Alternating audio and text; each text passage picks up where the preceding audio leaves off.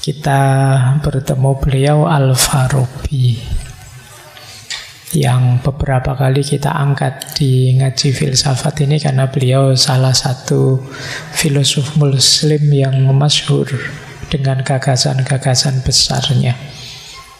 Salah satu tokoh yang berjasa memperkenalkan filsafat ke dunia Islam pada zamannya.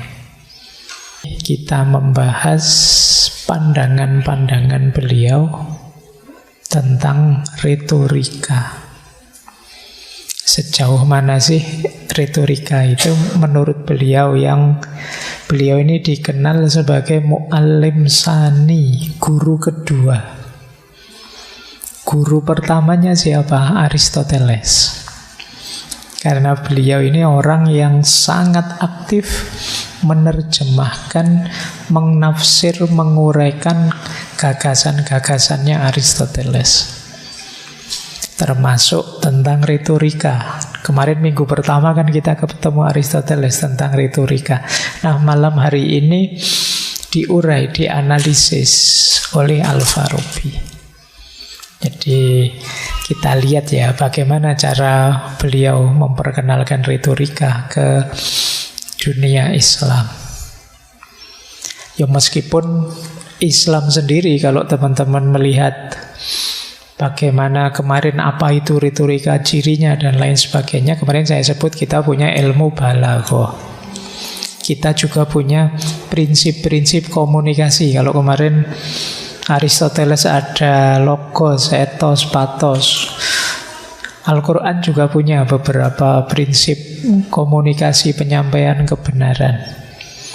Dulu kita juga pernah ngaji yang judulnya, kalau tidak salah, etika komunikasi. Di situ sedikit saya singgung bagaimana retorika berkomunikasi ideal menurut Al-Quran. Semoga teman-teman masih ingat ya. Tapi kalau yang baru-baru mungkin belum pernah ngecek. Jadi kalau di Al-Quran itu disebut komunikasi ideal itu cirinya 6. Yang pertama, qaulan sadida. Yang kedua, qaulan baligho. Yang ketiga, qaulan karima. Yang keempat, qaulan ma'rufah. Yang kelima, qaulan layyina. Yang keenam, qaulan maisura. Kok apal Pak isi bolak-balik ngomong saya tentang itu. Jadi qaulan sadida itu yang pertama, yaitu yang disampaikan harus benar. Kalau yang disampaikan tidak benar, sesopan apapun, sebaik apapun, selembut apapun, ya nilainya tetap negatif. Ngomongnya lembut sekali, tapi isinya gimana kalau kamu saya pukuli saja? Gimana kalau kamu saya tusuk sekarang? Ya isinya bukan sesuatu yang benar. Jadi tetap harus tentu qaulan sadida, kebenaran. Yang kedua, qaulan baligho. Qaulan baligho itu kata-kata yang balik, yang nyampe. Ini kalau di Aristoteles kemarin pathos. Kalau saya ngomong yang sedih-sedih, kamu ikut merasakan kesedihannya. Itu namanya balik. Saya menyampaikan apa masuk dalam dirimu, itu namanya balik. Jadi ngomong ya harus balik. Jangan sampai kita cuma dapat capeknya yang diajak ngomong, hah? Apa? Nggak nyambung, itu namanya ndak balik. Yang ketiga, qaulan karima. Pakailah kata-kata yang mulia demi kemuliaan dirimu yang ngomong maupun memuliakan orang yang kamu ajak bicara. Meskipun kosakatamu yang jorok-jorok banyak, kamu canggih mesuh misalnya, Kalau memang tidak mendesak, jangan pakai kata-kata yang jelek, pakai kata-kata yang mulia. Biar itu tadi ya, memuliakan yang bicara dan yang diajak bicara. Setelah itu ada qaulam ma'rufah. Qaulam ma'rufah itu kata-kata yang baik. Ma'ruf itu baik sesuai adat budaya, tradisi, kesepakatan, norma-norma di situ. Itu namanya ma'ruf. Oh, kalau di sini, kalau ketemu yang lebih tua, salaman ya cium tangan, terus baru ngomong. Jangan tiba-tiba langsung ngomong misalnya. Terus pakai kata-kata penghormatan. Menghormati itu kalimat ini loh, kata ini loh. Kalau di sini itu ada nyuwun sewunya, ada apa ini namanya ma'ruf. Jangan yang menyakiti hati, jangan yang membuat orang benci dan lain sebagainya, namanya ndak ma'ruf. Jadi yang kontekstual, beradab sesuai tempatnya. Kemudian sudah 4 ya, kurang 2. Ada qaulal layyina. Qaulal layyina itu kata-kata yang lemah lembut. Jadi kenapa harus layyina? Layyina lebih persuasif. Kalau kata-katanya kasar, menyerang, menjatuhkan, itu nilai persuasinya rendah. Jarang orang terus jadi terpikat untuk ikut kata-kata orang yang pakai kalimat kasar, keras, menyerang, menjatuhkan. Bahkan kata qaulal layyin ini kalau dalam Al-Quran kan antara lain diperintahkan oleh Allah kepada Nabi Musa untuk menemui Fir'aun dengan qaulal layyina tadi. Meskipun kaliber levelnya orang yang ditemui itu Fir'aun, Allah menyuruhnya pakai qaulal layyina, lemah lembut. Karena memang niatnya mengajak pada kebaikan. Dulu pernah saya ceritakan juga itu kan tentang yang lemah lembut ini. Kisahnya Harun al-Rasyid terinspirasi oleh ceritanya Nabi Musa dan Fir'aun tadi. Jadi satu ketika tiba-tiba ada seorang sufi yang mencegat Harun al-Rasyid di tengah jalan. Jadi Harun al-Rasyid ini suka jalan-jalan belusuan. Tiba-tiba di tengah jalan dicegat oleh seorang sufi. Yang sufi ini bilang, wahai Harun al-Rasyid, saya akan mengkritikmu, tapi ini agak tajam, agak keras. Kamu harus siap mendengarkan. Terus jawabannya Harun al-Rasyid, enggak, saya enggak mau mendengarkan. Loh gimana, kamu kok enggak mau mendengarkan kritik itu gimana? Kamu harus siap meskipun ini menyakitkan. Enggak. Kalau kamu niat mau mengkritik dengan menyakiti, dengan kalimat yang keras, yang tidak lembut, saya enggak mau. Kenapa begitu? Wong Allah saja menyuruh Nabi Musa menemui Fir'aun dengan qaulal layyina. Dan insya Allah saya tidak lebih buruk dari Fir'aun dan engkau tidak lebih baik dari Musa. Nah itu kisahnya Harun al-Rasyid. Maka qaulal layyina jadi salah satu strategi persuasi. Jadi retorika itu kan kemarin persuasi, mengajak. Bukan mengalahkan, bukan menjatuhkan. Tapi mengajak biar orang tertarik terus simpatik padaku, ikut padaku. Itu kan gunanya persuasi. Yang terakhir qaulan maisura. Qaulan maisura itu kata-kata yang mudah dipahami. Jadi meskipun teman-teman sudah rajin ikut ngaji filsafat, punya banyak istilah-istilah filsafat yang luar biasa, yo ngomong biasa sajalah, yang mudah dipahami orang. Tidak harus pamer. Buat apa pamer wawasan kalau orang tidak paham yang kita omongkan? Manfaatnya jadi berkurang. Kalau memang ada istilah yang lebih mudah, pakai istilah yang lebih mudah, yang dipahami orang. Biar apa? Biar manfaatnya lebih luas. Itu yang disebut qaulam maisura. Ya, jadi ini 6 prinsip utama penyampaian kebenaran. Retorika, kalau kita ambil dari Al-Quran, gagasan-gagasan beliau, Al-Farabi, Abu Nasir Muhammad Al-Farabi, kelahiran Farob, daerah Turkistan atau Kazakhstan, dekat Afghanistan, dekat Tibet, daerah sana. Meskipun beliau hidupnya di Baghdad selama 10 tahun, kemudian terakhir beliau ke Suriah, Damaskus, di zaman Saifud Daulah di sana. Beliau ini polimet, ahli macam-macam, ya matematika, ya fisika, ya kedokteran. Yang paling terkenal ya filsafat dan musik. Jangan salah, beliau ini ahli musik dan pinter main musik. Kapan-kapan kalau ada waktu kita ulang membahas beliau. Beliau nulis satu kitab yang terkenal sekali, judulnya kitab Al-Musiqo, tentang musik. Beliau dipandang juga yang memulai menginspirasi lahirnya notasi.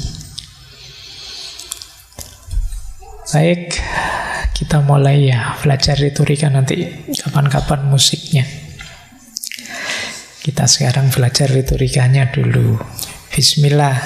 Malam hari ini saya banyak mengambil dari 2 karya beliau. Yang pertama Al-Mantiq fil Khitabah, dan yang kedua Fususul Madani. Jadi yang pertama memang tentang khitabah, tentang retorika, cara menyampaikan kebenaran. Yang kedua Fususul Madani, tentang pasal-pasal yang berhubungan dengan kenegaraan. Baik, kita mulai ya. Bismillah.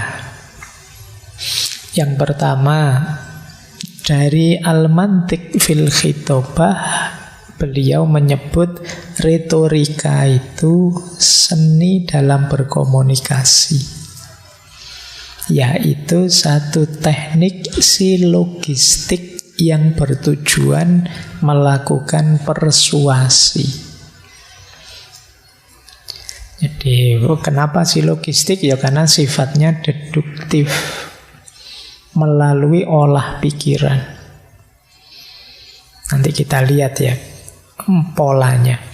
Yang kedua mirip sih, tapi dengan redaksi yang berbeda. Ini orang pintar itu biasanya seperti ini. Barangnya sama, cuma beliau bisa definisi di buku ini begini, di buku itu berbeda, tapi sebenarnya maksudnya sama.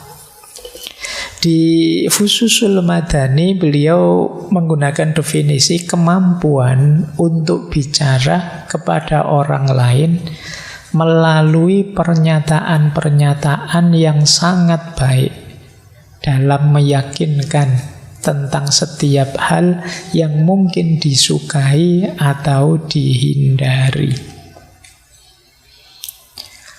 Praktisi yang berbudi luhur dari kemampuan ini menggunakannya untuk hal-hal yang baik, sedangkan mereka yang licik menggunakannya untuk hal-hal yang jahat.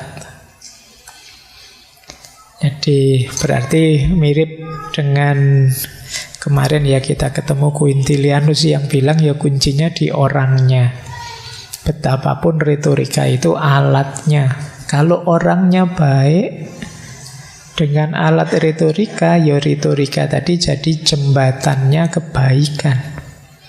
Kalau orangnya jahat, pinter retorika, ya retorikanya jadi alat untuk kejahatan. Jadi itulah kadang-kadang kita sering terjebak, tertipu dengan retorika yang tinggi, padahal isinya negatif. Nah, itu kecanggihannya retorika. Padahal ini negatif loh ya, tapi kok disampaikan secara luar biasa positif. Itu yang bisa begitu retorika. Jadi maka penting kalau di Plato disebutkan ya, kalau begitu retorika ini penting kita kuasai, karena dia ini alat yang bisa jadi jembatannya kebijaksanaan, meskipun oleh orang sofis pada zamannya Plato dipakai untuk jembatannya keburukan. Apalagi orang buruk yang tidak sadar kalau dia buruk. Oh, itu lebih bahaya lagi, karena dia mesti mati-matian menggunakan retorikanya untuk membela kebenarannya. Setiap orang merasa sebenarnya diam-diam bahwa aku itu benar, aku itu baik. Jarang orang itu yang terang-terangan secara sadar ngaku bahwa saya itu tidak baik, saya itu tidak benar. Kalau ada orang ngomong begitu, itu biasanya belakangnya dikasih tapi.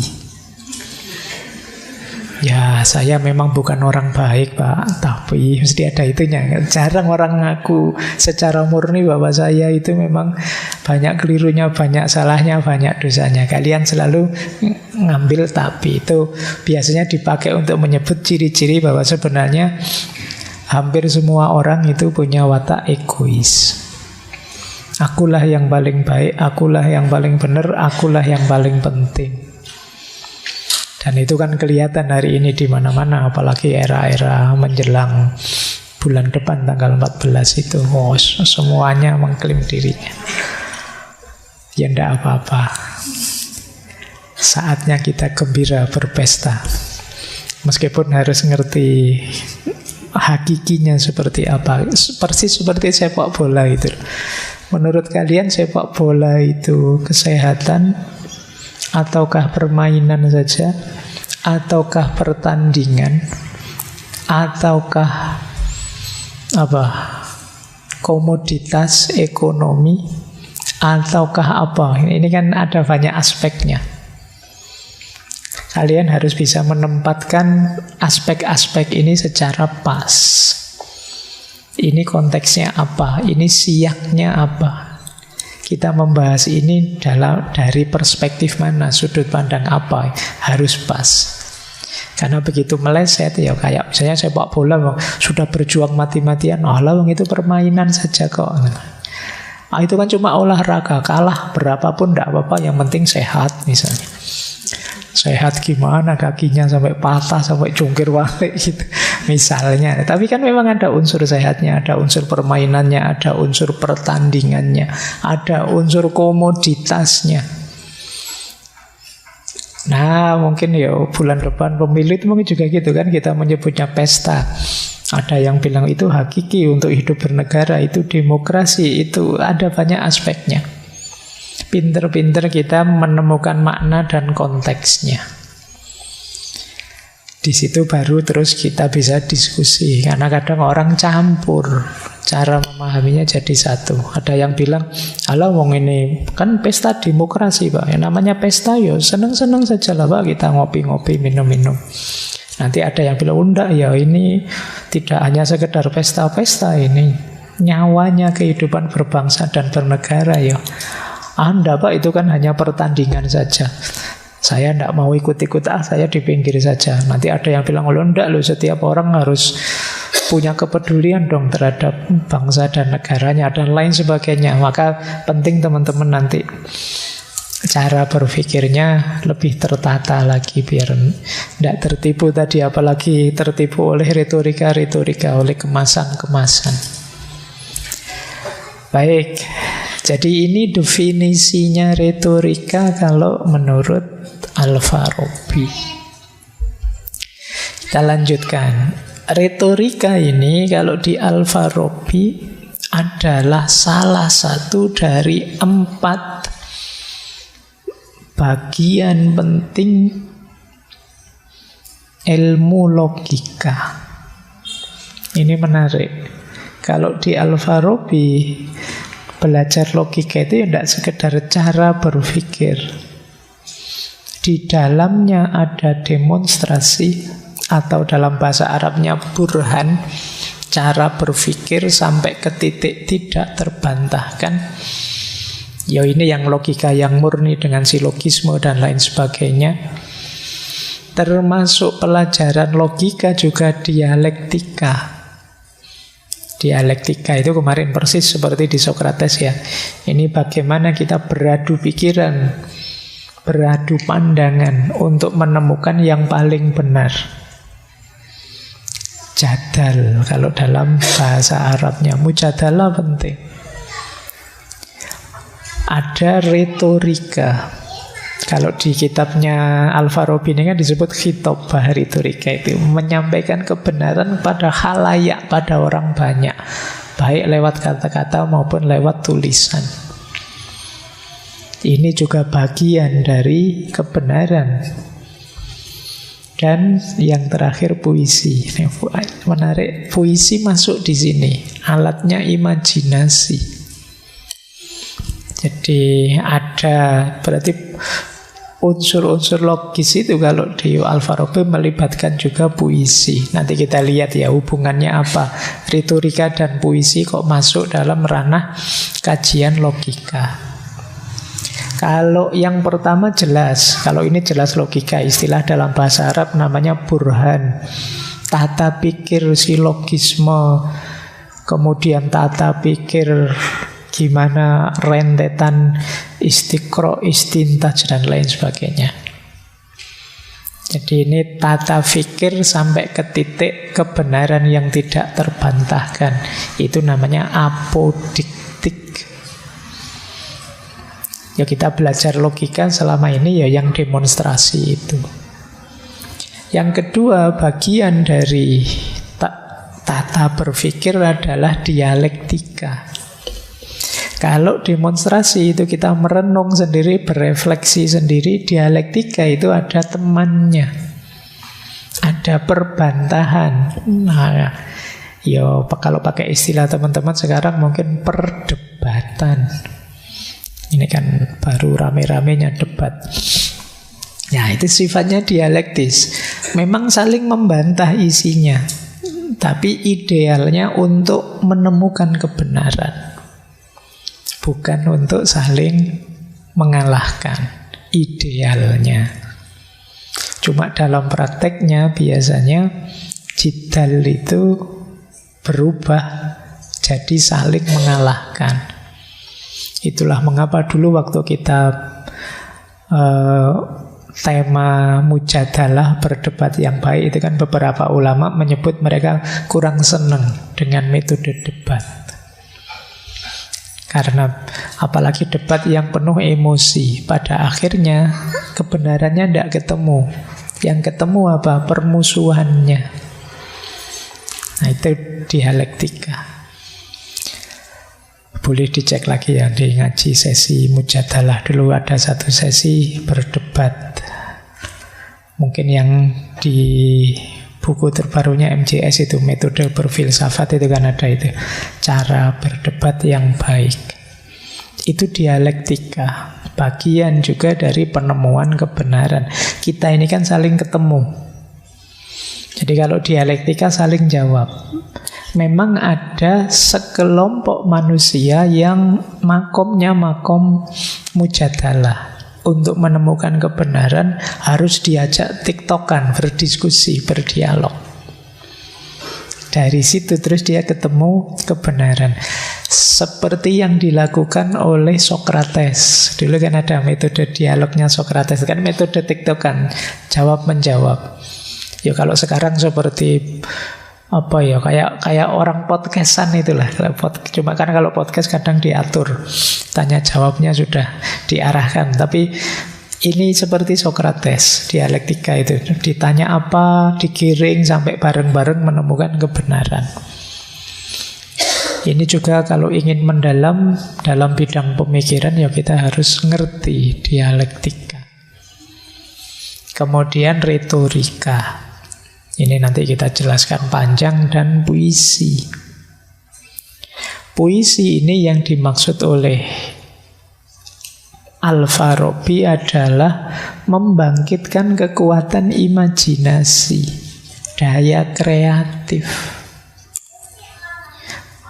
Kalau di ilmu logika yang modern kan ada istilah berpikir kritis dan berpikir kreatif.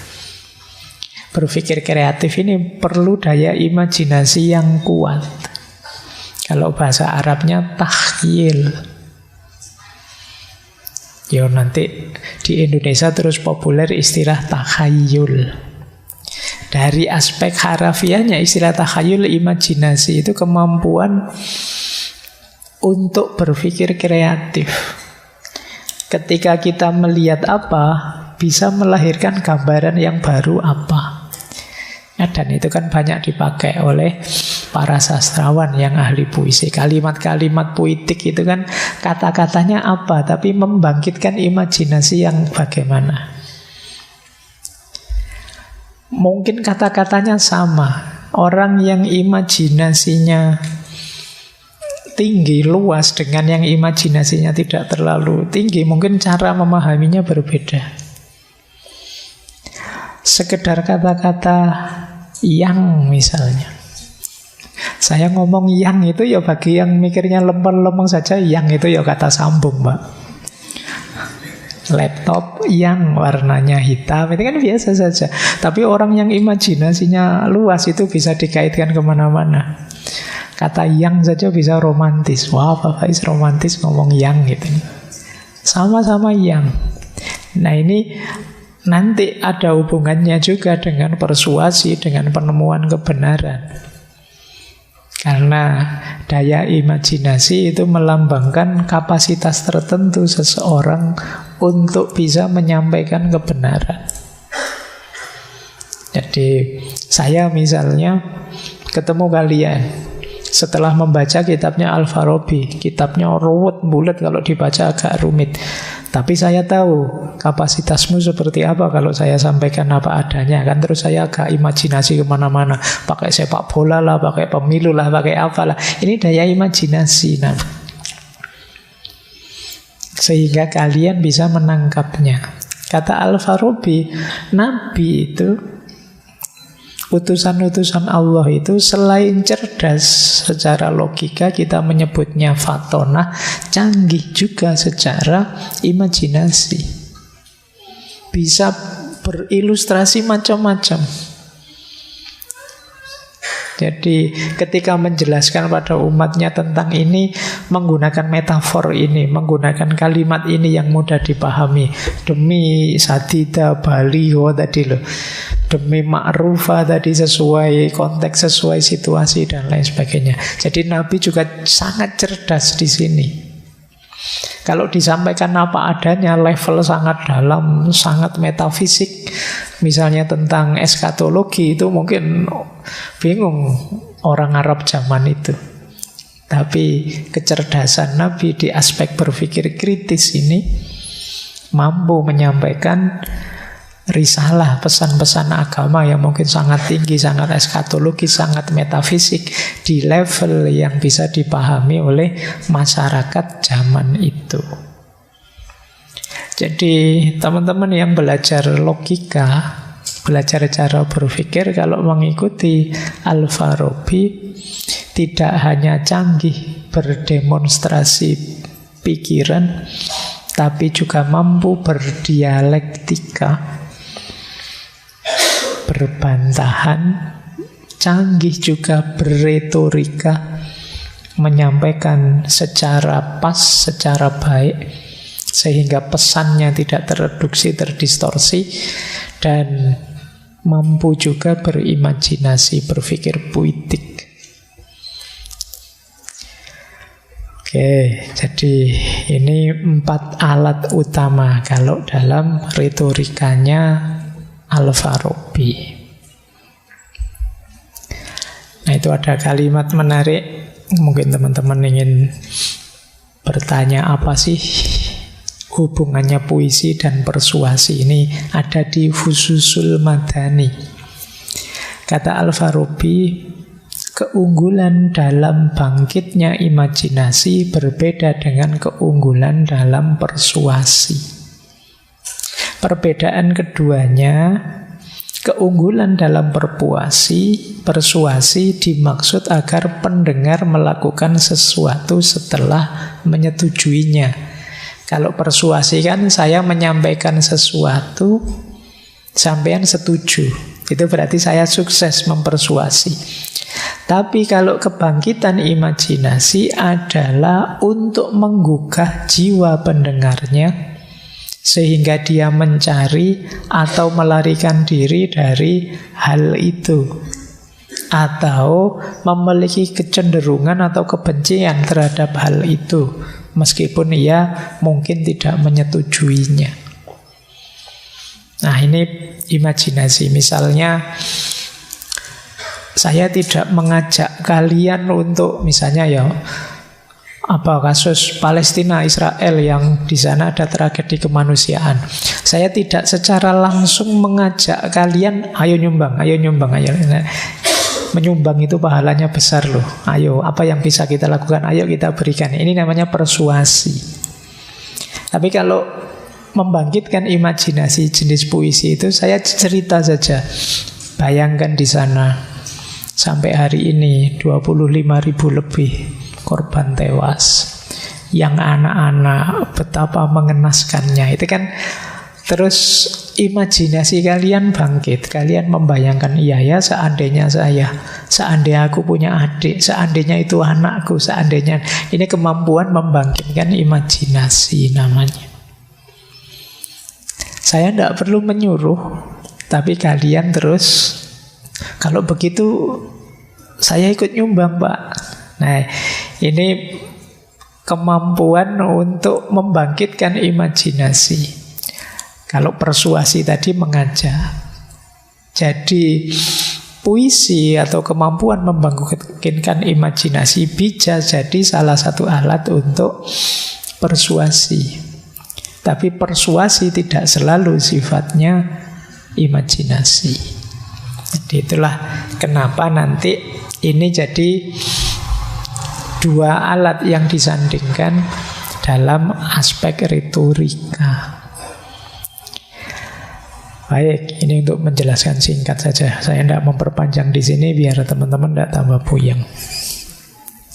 Tapi ini nanti ada ilmunya sendiri masing-masing, khususnya puisi.